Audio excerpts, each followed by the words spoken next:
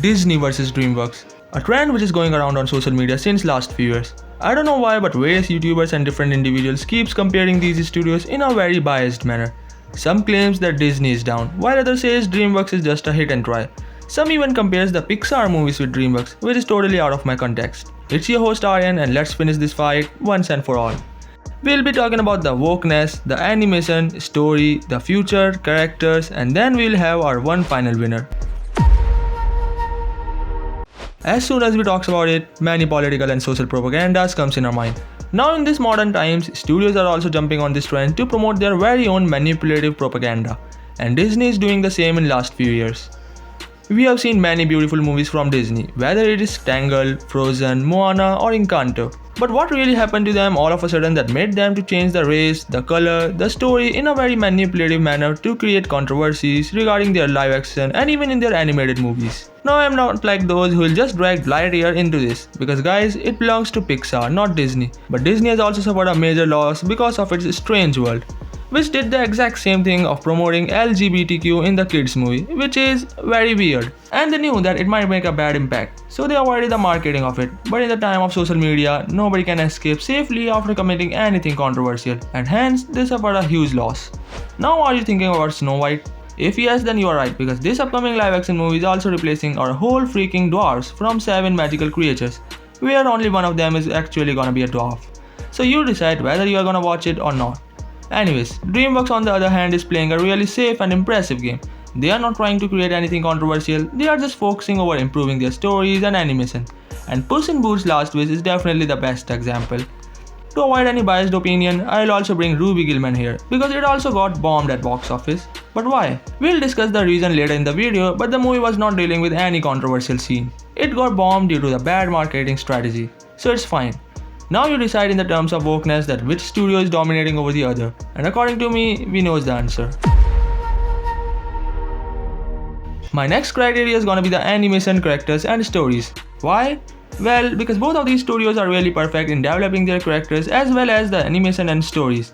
But something wrong is happening here. With animation, I'm not referring towards the style of animation, but I'm talking about the way, the momentum and the quality of their characters while they're moving in the movie. Both Disney and Dreamworks are the master studios, from the magic of Encanto to the fight of Puss and Death, from the songs of Frozen to the valleys of Kung Fu Panda, both has covered it beautifully. But we know that this world loves to change. Disney believes in developing its character in a safe way by showing an adventurous story.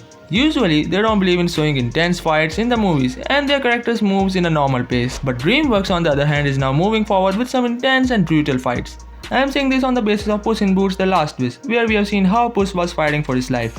And not only this, they're also introducing some old enemies of our panda in Kung Fu Panda 4, and hence confirming an intense showdown. But it doesn't really mean that Disney is lacking here. And I think they don't really need it. They can produce some massive hits without much fights, just like they did with Frozen, Moana or Tangled. But in recent time, people love to see some action. So I think they can try a different genre with a lot of intense action.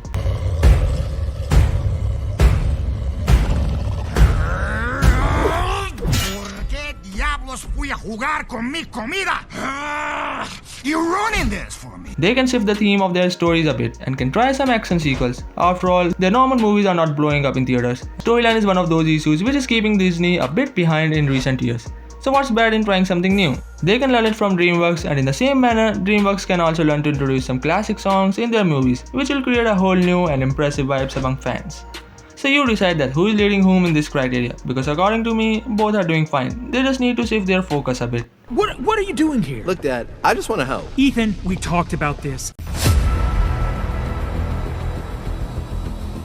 Future is getting wild for these two studios. Illumination was not able to produce any big franchise to take over Disney or Dreamworks, but now they have found Mario Bros.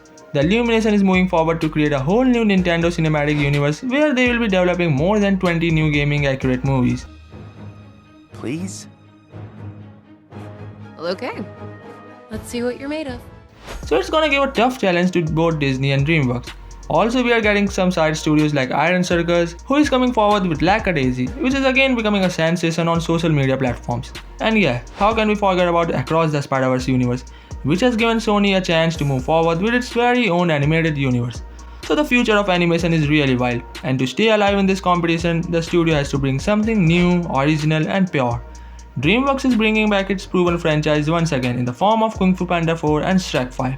So it will definitely dominate the box office. Well, now I'm ready for a rematch. And Disney can also make a big and successful comeback as they are bringing back Frozen 3 and Zootopia 2. Both of these studios has a golden opportunity to dominate the box office. But the condition is, their sequel will have to complete the promise of staying pure and far away from any type of wokeness. What are you doing here? Look, Dad, I just want to help. Ethan, we talked about this. Dreamworks might cover it up, but Disney will have to give some special attention because this problem is happening with them again and again. If they avoid the use of wokeness, then they are all good to dominate the box office again, as the fanbase of Zootopia and Frozen is the biggest of all. So yeah, the future is wild, not only for Disney and Dreamworks, but also for other animation studios, which might be jumping on this trend of studios versus studios later. No encore? What happened to you that made you hate fun? Oh, is it playtime now? Time to tie up some loose ends.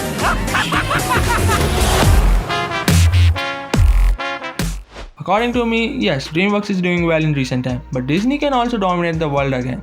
None of them is best and none of them is worst. The thing is, they have to avoid their woke propagandas, just focus on quality over quantity.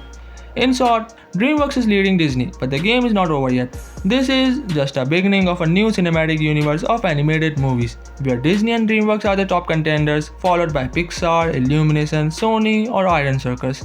Who knows, maybe some other studios will come and join them later.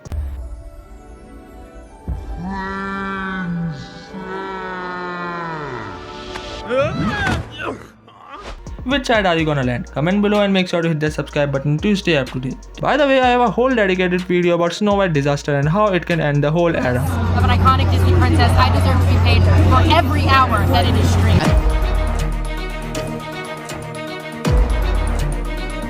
Cartoon was made 85 years ago, and therefore it's extremely dated. Also, the fact that she's not going to be saved by the prince. Till that, thanks for watching, stay safe, peace out.